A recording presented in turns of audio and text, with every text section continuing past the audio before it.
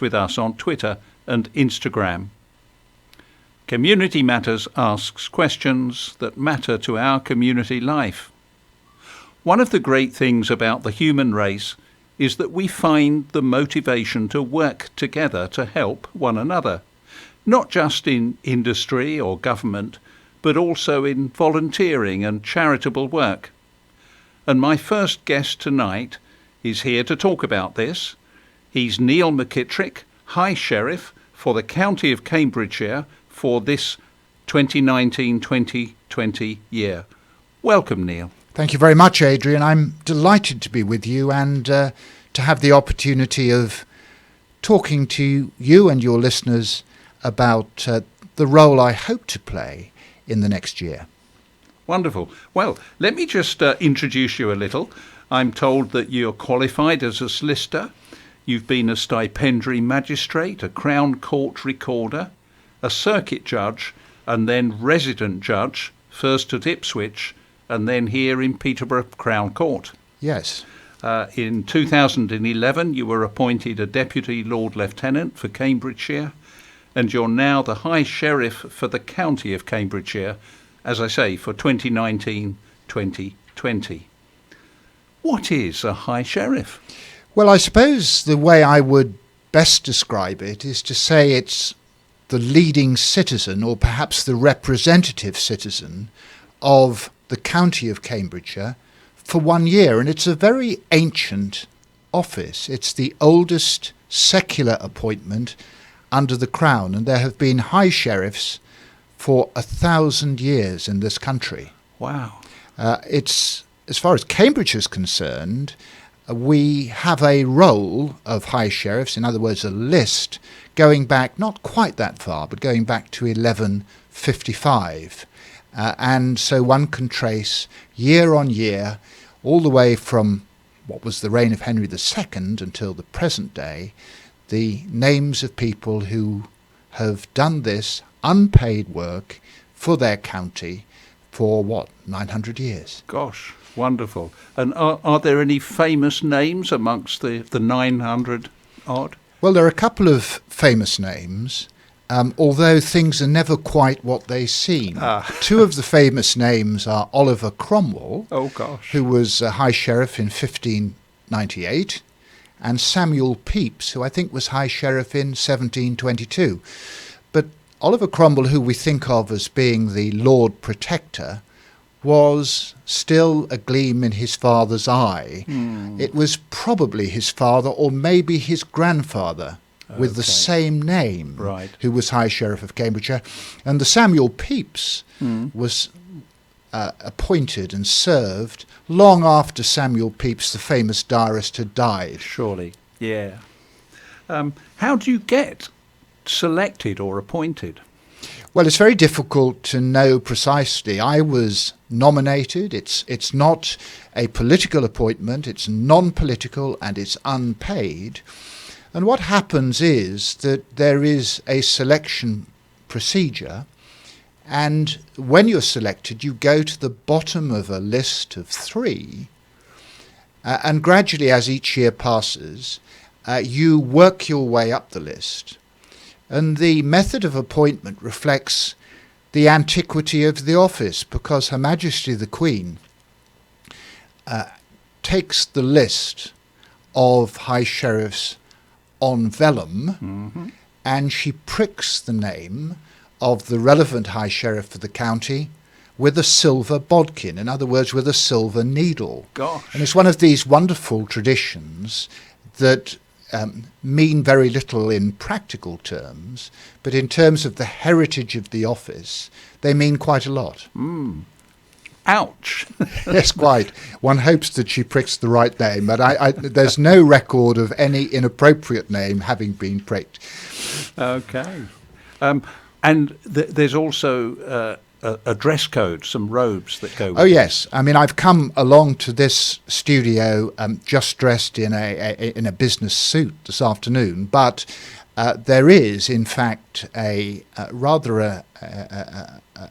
excellent sort of costume of breeks, in other words, shorts, which are worn with black tights and court shoes.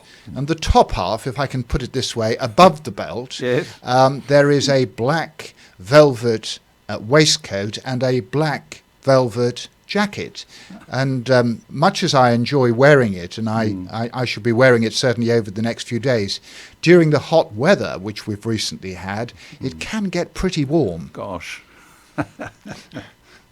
Well, now, I've read that throughout this year's appointment, you intend to encourage volunteering and to visit as many local charities as possible to thank those who make a difference to the lives of so many.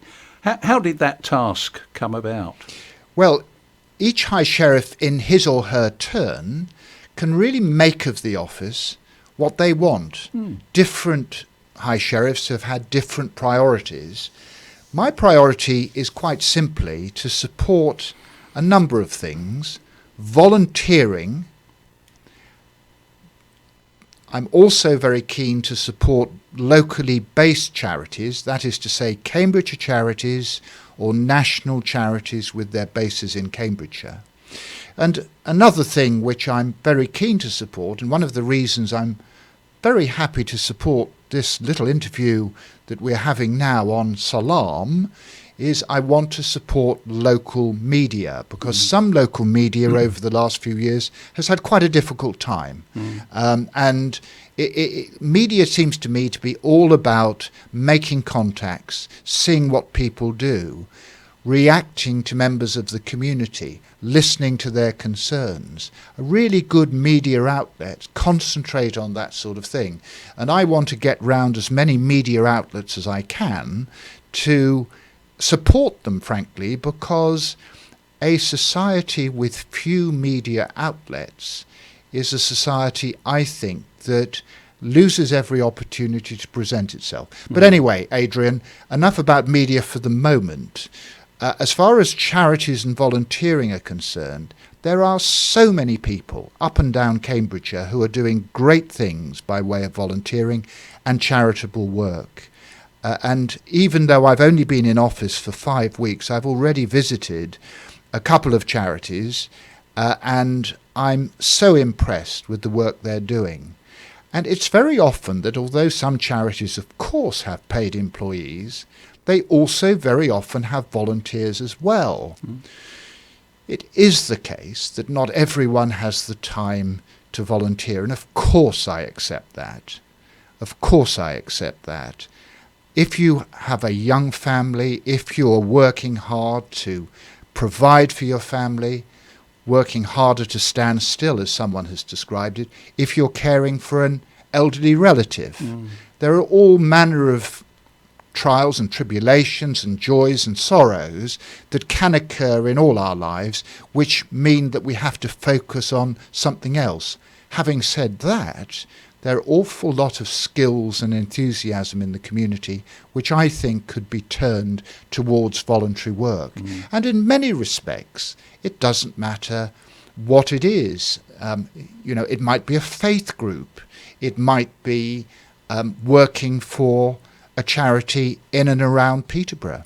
I had a very interesting morning yesterday with Kidney Research UK up on the business park.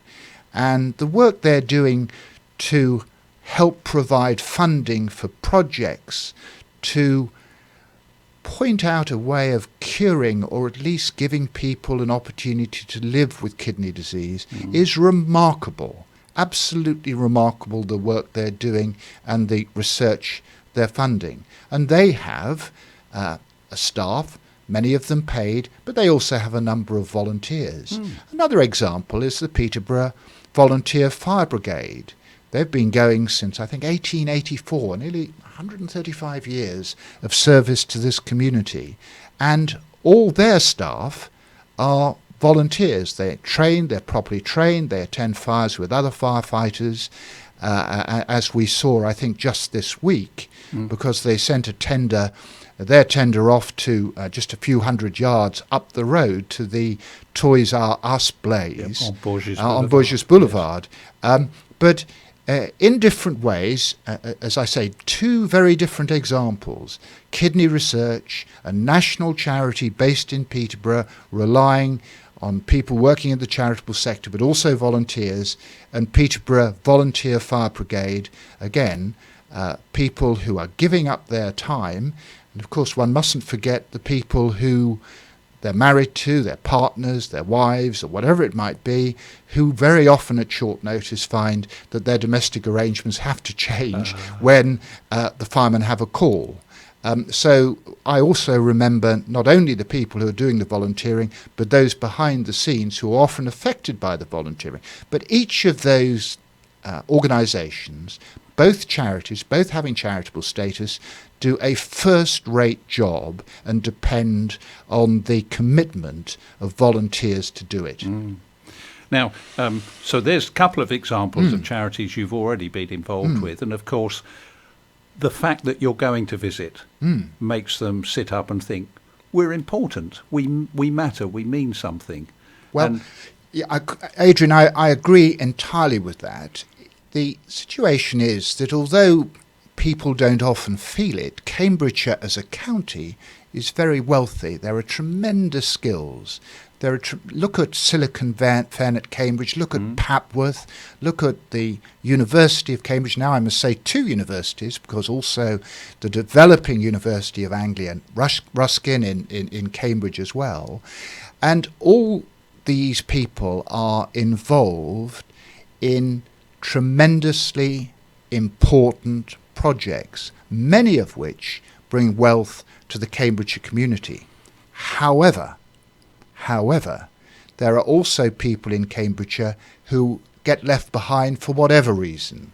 It might be that they have a chronic illness, it might be that they have mental difficulties, it may be they suffering from some of the burgeoning problems associated with dementia or Parkinson's or one of these other diseases which is no respecter of age, no respecter of status. And people who work with folk like that deserve society's thanks.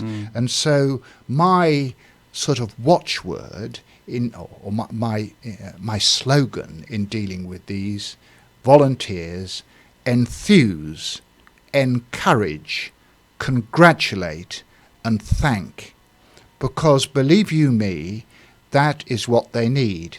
Now obviously I go to organisations where I don't have to enthuse.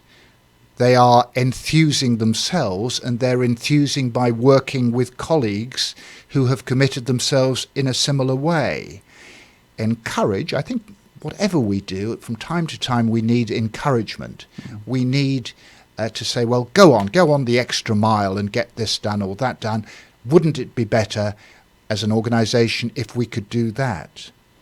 Congratulate, because many people, in our society, they're only too willing to criticise when things go badly, but do they always congratulate and thank when things go well?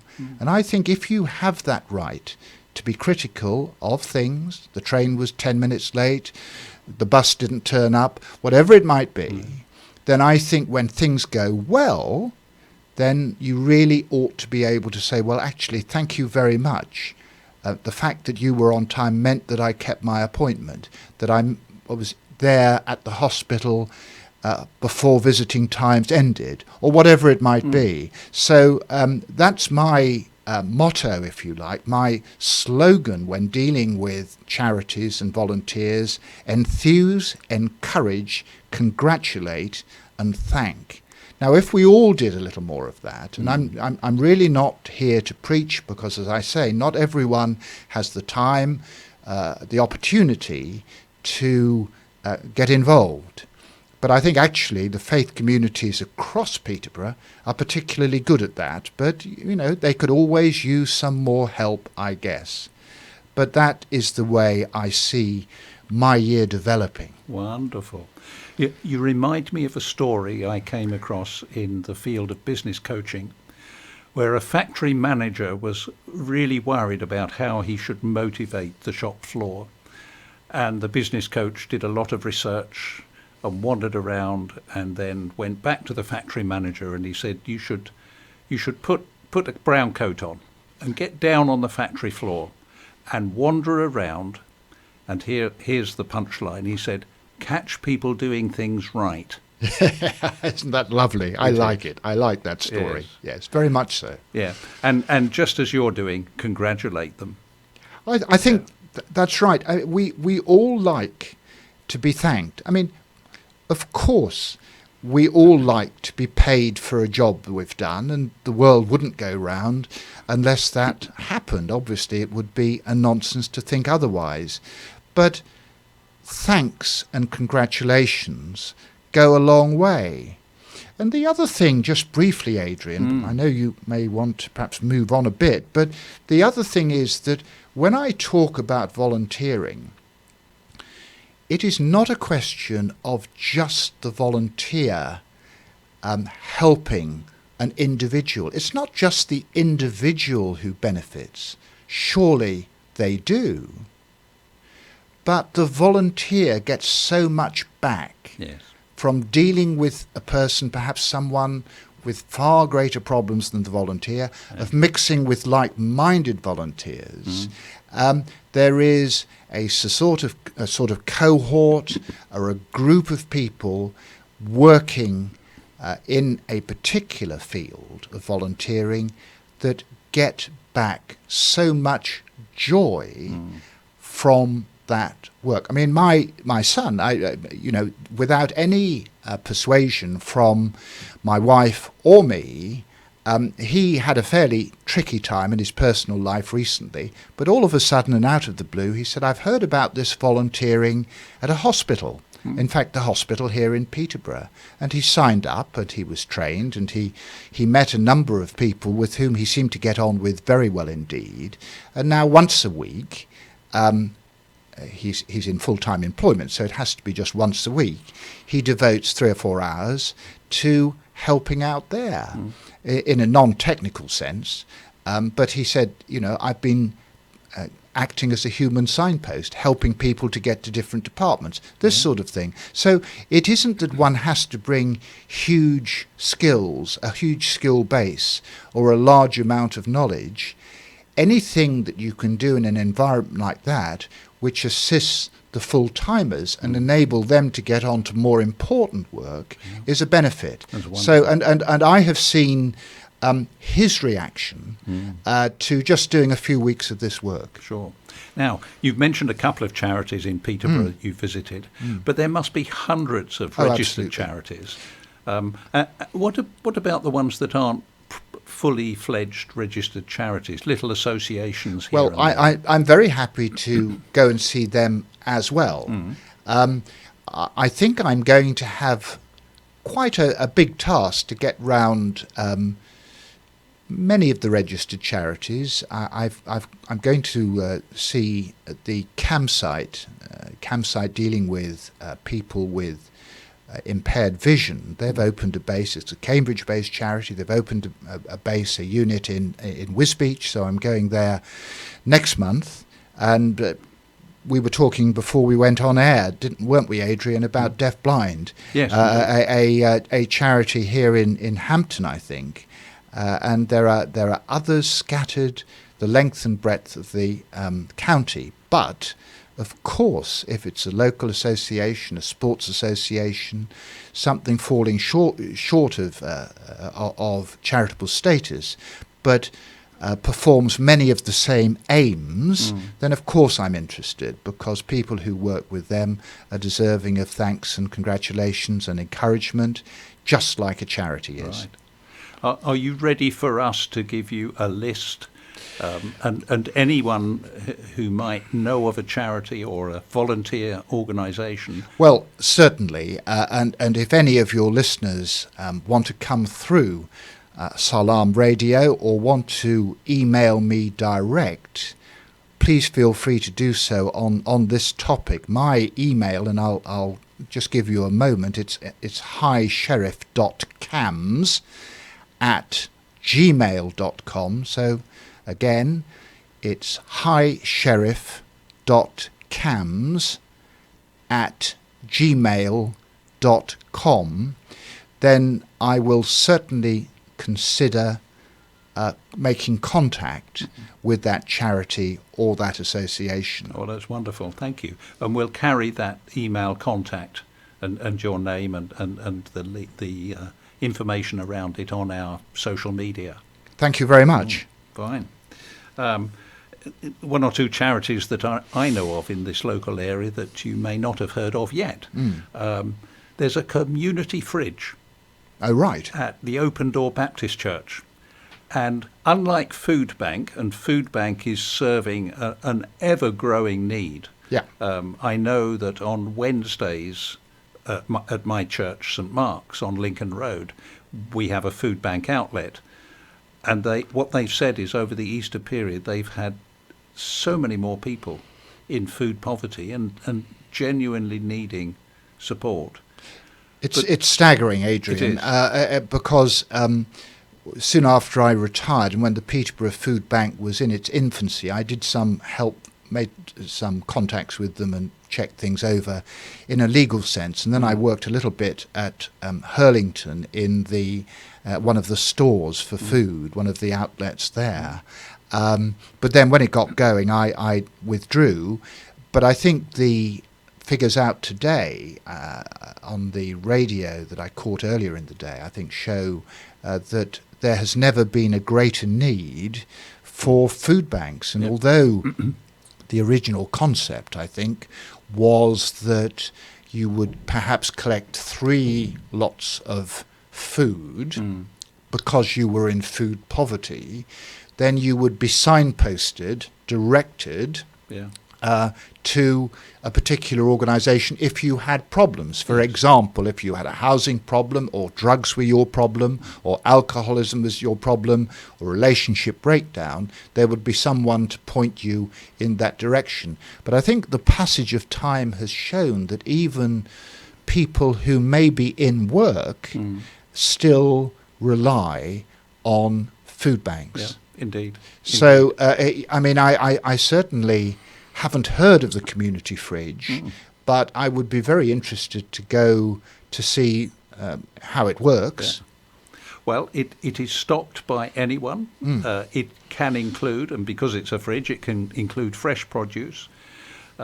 It's not controlled in the same way on a voucher basis. No. It's for the local community in need to make honest use of it. A Muslim friend of mine goes to Lidl every week and collects what they have surplus to their requirements and helps to stock the fridge that way. So there's really pulling together. I think that's very good, because I'm sure that we've seen that development as food banks have developed as a concept and a necessary part and parcel, it would appear, of many towns and cities, and smaller places too. I know they have one, for example, in Whittlesea, which is a relatively small town. The supermarkets have also risen to the challenge, and that shows that even though it is an organisation, it is a business, they're fully committed to helping and doing their part to the less fortunate in society. That must be something worthy of our thanks and congratulations too. Indeed. Here's an example of another very small, local, but very different charity. I interviewed them here last year. It's called Needless Needles. Oh, right. And it was 3 mums who were very concerned to find drug paraphernalia, needles, being left on the curbside, in the verge, on the way to and from school. And they raised a campaign which has been discussed in the City Council and with the police, and they're continuing to campaign, what can we do to help those addicted to drugs to use needles and dispose of them safely, so that the rest of our population, and particularly our children, aren't exposed. Well, what a wonderful aim that is, and really how simple it should be. Yes. It's testimony to their concern for children and others about discarded needles. And certainly I would be very happy to meet them, to see if there's anything that I can do. As I think I said earlier, my job is unpaid and it's non-political. I don't set myself in any sense above politicians, but I am separate from them. And sometimes, just now and again, it does help if there can be some fresh thinking on a problem. So you are able to speak into people's ears. Yes, I hope so. High level. I would hope so. That would be my aim. I mean, I just caution this about charities locally. Of course, as I live in Peterborough, I would like to engage with these charities, but I remind your listeners that I am there for the whole of Cambridgeshire, right down to the Essex border. And Neil, we are coming to our break in the show. Thank you so much for joining me. Well, Adrian, it's been a very great pleasure, and thank you for having me. Stay tuned to Salaam Radio after this short ad break. 1 in every 10 people live without access to safe, clean water. Let's give them a better choice than drinking either dirty water or no water at all. Together, we can turn this desperate situation around by delivering safe water solutions to the world's poorest people. Call 0161 225 0225 or visit humanappeal.org.uk.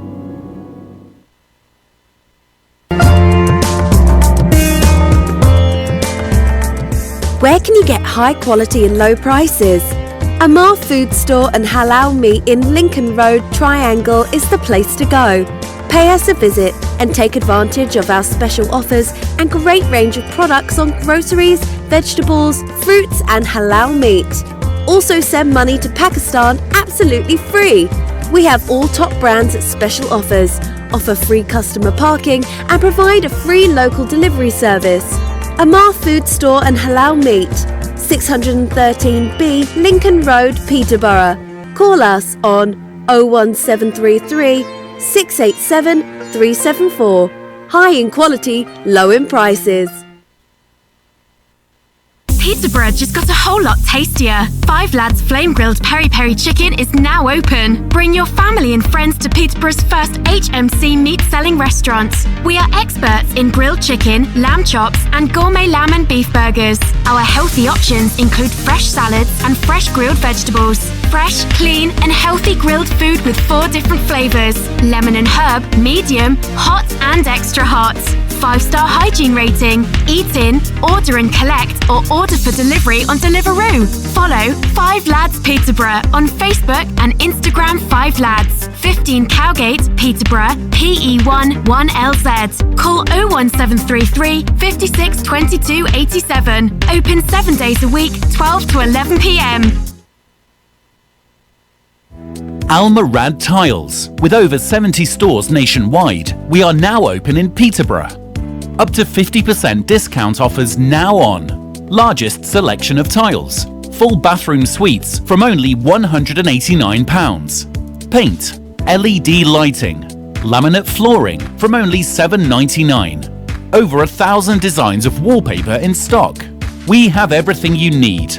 Come and visit us at 193 Fengate, Peterborough, PE1 5BH. Or call us on 01733 34 58 47.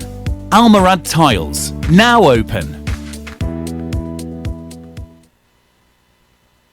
Gems and jewels.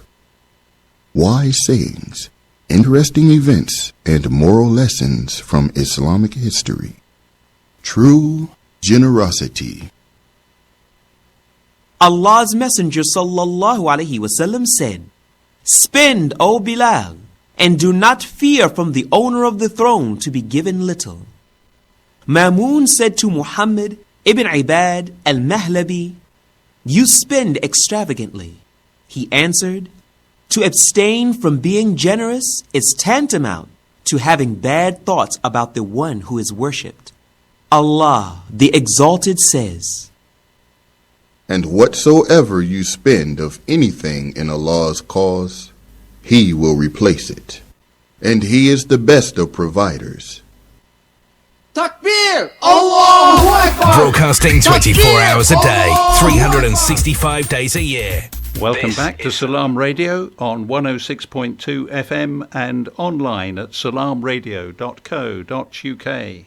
This is Adrian Holdstock presenting Community Matters, the radio show for all communities across Peterborough and beyond.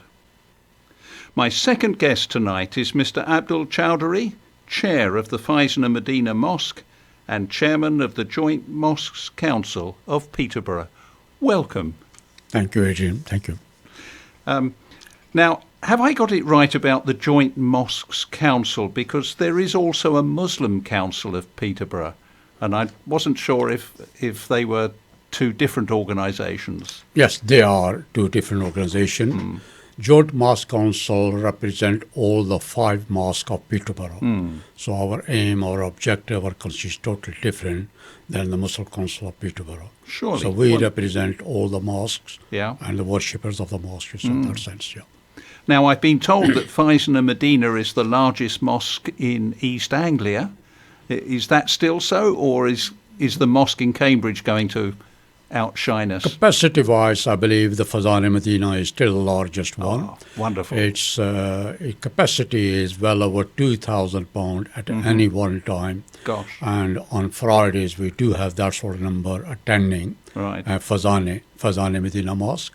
It's beautiful, the way it's been just structurally and all these things. Yeah. So it's not just the largest, but also it's a beautiful mosque, purpose-built mosque in the whole East Anglia region. So we are proud of that one, Absolutely. I can certainly vouch for that. I visited a fair few times, and it is always so beautifully presented and kept so well clean and light. We have various activities in the mosque itself. You see, it's not just a place of worship, which people just assume that you just come here and do the 5 days prayer and that's it, you see. We have various activities for various kind of programs. We have regular visitors come here to see the mosque. On average, there are well over 300 non-Muslims who come each month. Wow. Each month to see the mosque itself and ask us the question about the religion of Islam and many other questions they have in their mind. So it's a tourist attraction as well. Yes. Also, it is making people aware about the Islamic faith, about our teaching, what we believe, and it's a very good way of good community relation, good communication with other people as well. So it's beneficial. And in addition to that one, we have well over 450 boys and girls studying Islamic studies, plus others as well. They're in the madrasa classes, which is after school hours. Yeah. So it's working that one. Then we have various programs for the ladies. We have a ladies program for the gents, various programs for the youngsters. So it's more or less all the time we are making a use of this mosque for all these different purposes as well. Oh, that's wonderful. Let's focus in a little bit on the madrasa, because I gather that you have a building on the site of the Faisana Medina Mosque, which has been the madrasa for many years, but is it rather old, or have you outgrown it? You've got plans for it. Yeah, that's right. What we have two sections in the Faisana Medina Mosque itself. We have a boys and girls. Boys obviously use our new mosque, Faisana Medina Mosque, use for their education, and the first and ladies section for the girls and ladies section is very old building. This building is well over 100 years old. Well over 100 years. And obviously, one can see the building of that age has its own problems. There's a heating problem, lighting problem, and all sort of problem with that one, you see. So we had a two mind whether we to refurbish that one and bring up to the standard, or we should build a new one. And the advice we were given was that it's better to demolish it and have a purpose-built and new building, which will be more or less in comparison with the mosque. You see, the same plan, same style, same sort of thing, you see. But this one currently looks an eyesore. So that's the reason we've been doing the last 4 years. We've been trying to get a planning permission. After long lost, a couple of months ago, we had the planning permission. So our aim is now to build that one. sooner we need to raise the funds. Once the funds are raised, then we will start building. Hopefully within the next 18 months, we will start the building. Wonderful. How are you going to teach the children while that building is being knocked down? There are two questions on that one. First of all, this I won't call it a madrasa because people think a different way when we talk about the madrasa. We call it an education complex because what we're going to have we're going to have a nursery in this new building. Yes. So the children from the year of 2 years of age till 5-6 years of age can come to the nursery, and then they go to the other education there after that one. So it will be a continuation from 2 years old till the 16 years old. You see that right. one. We got community hall. They're going to be. First, you've got a small little program for the people you see in area. They can use that one. So that's what is going to be used. Various other activities. There's going to be office. There's going to be a meeting room. So it's going to be proper education complex. We're going to build that one. Wonderful. You're coming back to your second question. What we're going to do? That was a worrying for us. You see, what we're going to do when this is going to be demolished, where our girls are going to go, where the ladies are going to go for their program, and we also use this one at the time of bereavement as well.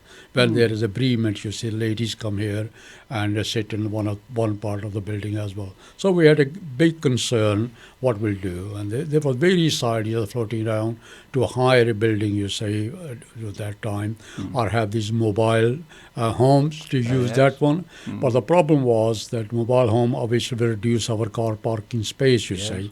And then to hire a building, there wasn't any building nearby which could be used for that purpose. Because what's happening is both boys and girls, the parents bring them together, you see. Some family has a boy and a girl as well. So it will be very difficult. The boys come to the mosque and the girls go somewhere miles away, you see. So that wasn't ideal. But luckily for us, that there was a building next to your Islam radio, old Hobson's. That was available to purchase it. So I'm glad to say that one we have bought that one now. Right. That's we have solicitors working on that one. So that building, which is ideal, has the classrooms. It has the main halls as well. So that building will be used for that purpose. While our old building is being demolished and new buildings will be built. Yes. So it's all worked out very, very nicely for us for that purpose. That's come out at just the right time. Absolutely. Because I know a year ago. The City Council were looking for people who might want to take that building on and occupy it in some sort of way, maybe for a community meeting centre. As you say, Hobson's, and people are telling me that they go back a generation and they remember Hobson's. Well, I used to use it for our own people, you see. We used to have English classes for ladies, and we used to have Urdu classes in the same building, as you say, many, many years ago when it used to be called Multiracial Education Center, you see, used to be. Roger Ali used to be warden of that one, so we used to use that. So, as you say quite rightly, it has come at the right time, and we have agreed to buy it, and hopefully it will be sorted out within the next few weeks. Completion will take place on that one. And the building will remember you and welcome you back. Well, that's quite true. And what we are going to do now is, while it, as I say, it might take 18 months, probably 2 years before we can raise the funds and all these things. So we're going to make a use of this building as well. So if various purposes, whether it could be offices, whether it's going to be sport activities on that one. So we will welcome anybody who wants to make a use of this building. They are welcome to contact us and see what use they can use it for at least for 2 years. We can give them a lease for 2 years, and then it will be an ideal for that purpose as well, because it's a local. And it could be used for that purpose as well. Now, you and I met last week when the Archbishop of Canterbury visited, and he not only came to meet all the leaders of faith communities at the Bishop's home, but he also came to Faisna Medina Mosque. And some of the children were there being taught at the time, which was lovely to see. That's right. And I met the person who is organising and leading that. I think he's a teacher by day. He's a teacher and imam as well. Yes. He's teacher and imam. He's the one who organized all the visits. We got one teacher and stroke imam. He's delegated for just that one. When I mentioned about 300 students, and not only just students, but other people as well who come and visit the mosque, he's the one who organizes it. That's what reason, yeah. Well, I'm interested in what it is the children are learning and how it is that the Islam faith has managed to hold on to such a really good following of children beyond their normal statutory school day. It is the basic thing what they learn is about the Quran, about the teaching of Islam, about the teaching of the Prophet Muhammad, peace be upon him. This is the basic principle. And what they learn here in our classes, boys and girls, is about that same thing. What was the teaching? What is the teaching of the Prophet Muhammad, peace be upon him? What does the Quran say about this thing? And Quran is a way of life. Islam is a way of life. It is not just a religion, you see, just to go and pray 5 times a day, and that's it. It's tell you the whole life, you see. What do you have to do it?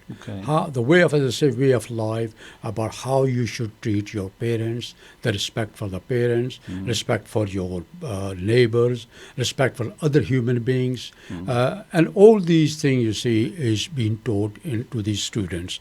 So it's not just they come here and study Arabic, you see, and learn these things, you see.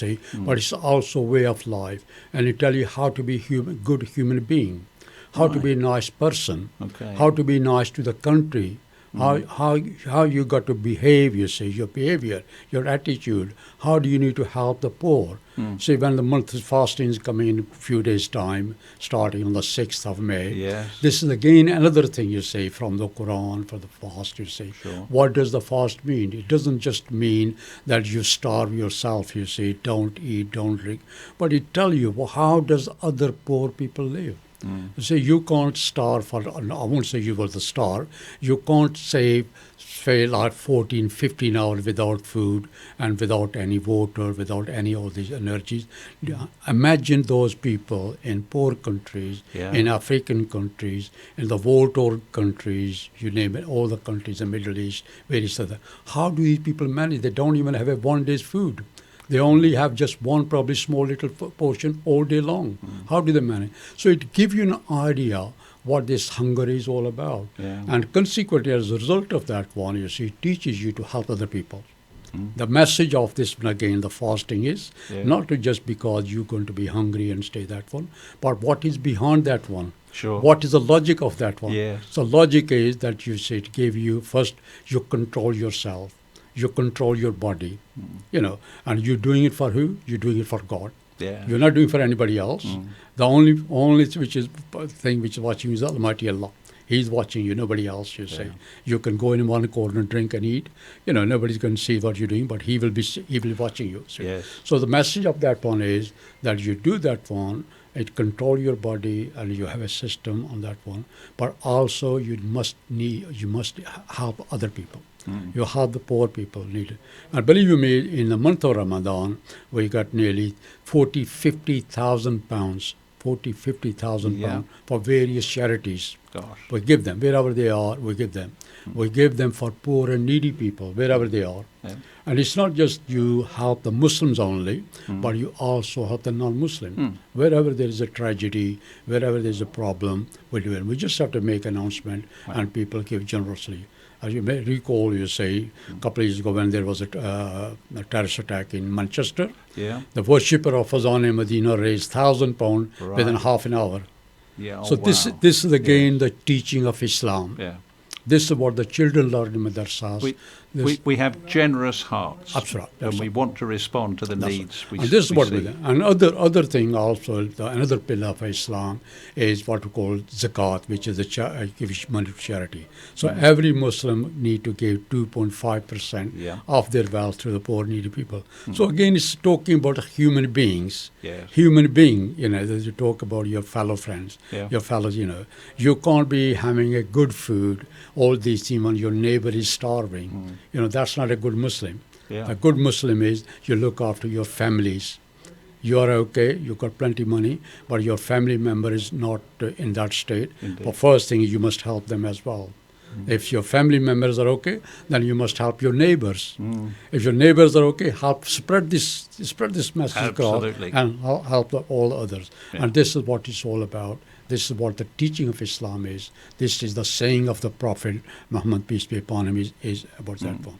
Now, my first guest tonight was the High Sheriff of Cambridgeshire, and he's made it his mission this year of his appointment to visit many and varied charities and organisations that volunteer to support one another.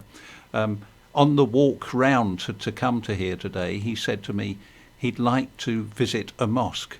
So I'm going to try and introduce him to you. He was actually at the meal that we had at the Bishop's Palace last week. But I will make an arrangement to bring him around and help him to hear a little bit more about the charitable and the voluntary work. I think we'll be delighted to have him. And I met him before as well, 2-3 times before. He came to our functions as well, you see. Yes. He did come. So I'll be delighted to welcome. Similarly, as you know, as you just mentioned earlier on about the Archbishop of Canterbury who came. This again was a great player. Yes. So when I heard that he was coming to Peterborough, so I wrote to the bishop, you see, that we'll be delighted to have him. And it was a great player. Yeah. To see him, Archbishop of Canterbury, coming to the mosque, you see, and the comments he made was really eye-opener, you know. And again, to say it's just not a Islamist terrorist, but it's against the extreme right-wing terrorist and all these things, and we should stick together, we should work together. So it was great pleasure to see him there, and not only him, people like you, the bishop, and other people as well who came here, and everybody was delighted to see him in the visiting. And this is what we try to do it in all the time is getting ourselves involved with the different people. Not just, you know, we have interfaith, different religion coming, meeting us. We have many meetings with the church leaders and regularly. And this is very important for us, working together. This is the best way of cohesion, best way of a good communication, best way of understanding each other's viewpoint rather than the fighting and quarreling with each other. And this is the aim of the Fazan-e-Medina Mosque. It is the aim of the Joint Mosque Council, working together with all other faiths. I really valued what Justin Welby said when he opened his talk to us all. When he said, we must respect and remember that when we look at what we believe different things, and we can't just assume that we're all the same. There are some things that we believe that are just different. But that doesn't mean we shouldn't respect one another and learn about one another. And all the years I've been here, 7 years now I've been at St. Mark's Church, I've had a growing interest in Islam. And the more I've come to understand the faith and the people of Islam, the more I've come to value and respect those people and the values you hold that are common human values. That's absolutely true. And it's the same view we have. When we set up this Joint Mosque Council, the 5 mosques, there are differences. Some of the mosques, Shia Muslims and Burton Street and others, there are slight difference. But what we say, we've got more things in common. We have less things where we differ, but we have more things in common. Oh, yes. And that's what we're working. We say, leave your differences one side, but work on the thing we have in common. And that's how we've been successful all this time, you say, you know, working together, leaving the different one side. So we're all human. Similarly, when we work with you people, with the Christians, church leaders and other things, again, yes, we have a difference. You shouldn't deny that. Well, everybody should be proud what they believe and that sort of thing. And we should not criticize somebody else for their beliefs. You believe what you believe, I believe what I believe. But we have, again, many things common. Poverty. All these things are common. We're all human beings. We should respect each other. And that's what we should do. And this is the reason when we're working with the church leaders, the bishop has been great help all the years since he's been here, and people like yourself and other Tim and all these things. We're working together. We shall leave our differences. All the religious, what does the religion teaches us? What did the Prophet Jesus teaches us? Peace and harmony. Sure. All these, Islam teaches the same thing. Yeah. What Judaism teaches us, same thing. Peace and harmonious relation with love the neighbors and all these things. So these things are very common. We differ on many other things. So leave it their differences. And the way we misbehave and don't live up to our religious ideals. Yeah, that's right. All the religions tell us to be a good person. Yes. All the religions tell us to behave good to your neighbor, to your parents, to your families, to other people as well. We're all human beings. How much money the churches raise for charities? It's the same thing. It's a good thing. Why do they do that one? Because they care for other people. Surely. Why do the Muslims raise money for the poor people and needy people? Yeah. Because again, we care for the human being. And this is the important thing, that we should treat ourselves. Yes, we are different. Yes, we have different point of views. Yes, there are many religious differences and all these things, but we should not bring this into conflict. No. We should work towards what we have in common. Yes. What are the things common? As I said before, like our Muslim brothers, sisters, there are differences we have. Fine. Absolutely. We should keep it. But you should not criticize somebody else what they believe. I should not criticize you what you believe, and you should not criticize me what I believe. No, indeed. No, you have your religion, I have my religion. Fine. But we should work together as a human being, all of us together, and work together for the betterment of the humanity. Absolutely. That's what our aim should be, that we should work for the betterment of humanity, start within our own area, start within our own cities, start with the neighborhood, then spread the message all across, you see. Then if we all do that one, then we will be much better. Will be much better than, you can imagine that. Now, we live in a fallen and a broken world, and just recently 2 major events have really shocked the faith communities. Christchurch, after which we held a vigil at the cathedral, and then on Easter Sunday morning, the massacres in Sri Lankan churches and hotels. And there are other smaller events that are going on all the time when Muslims, Christians, Hindus, Buddhists, Sikhs are all being affected and persecuted for their faith. But particularly Christchurch and Sri Lanka. Let me just say, first of all, that the incident which took place in Sri Lanka was terrible. It was most deplorable act of criminalities. We don't have the word to describe it.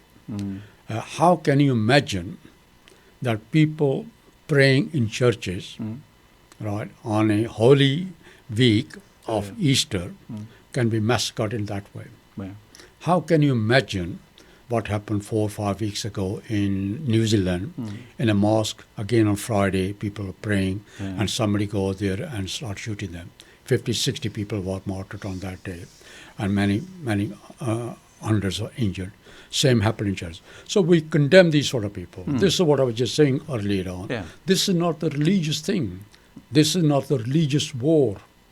It's not Islam versus Christianity, or Islam versus Judaism, Islam versus the thing you see, or Christian versus that. These people are, I won't even call them animal. They're even worse than animal. You can't describe them, they are animal. They are just criminal-minded people, and they should be severely punished.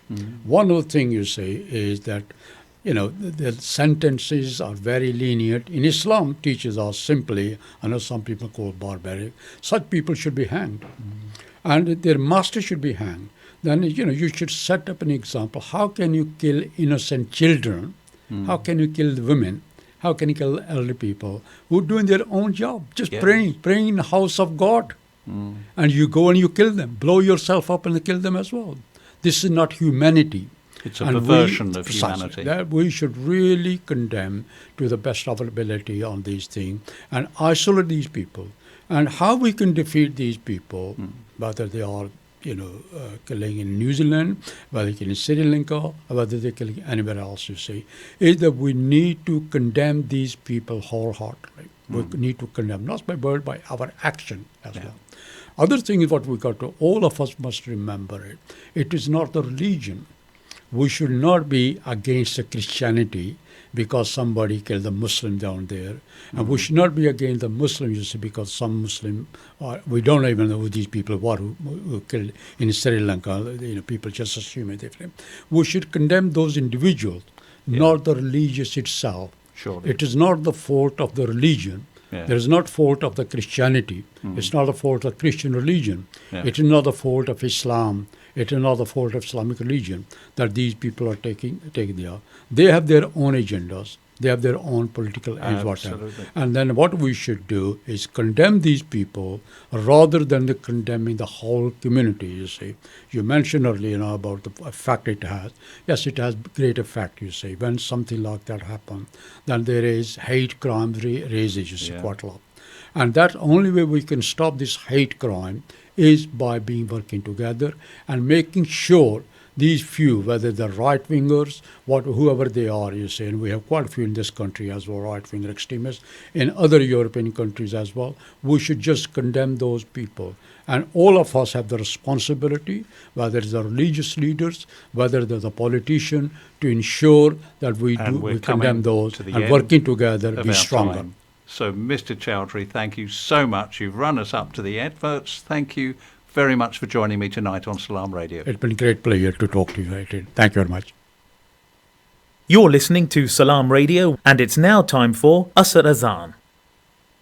This Azan is sponsored by UK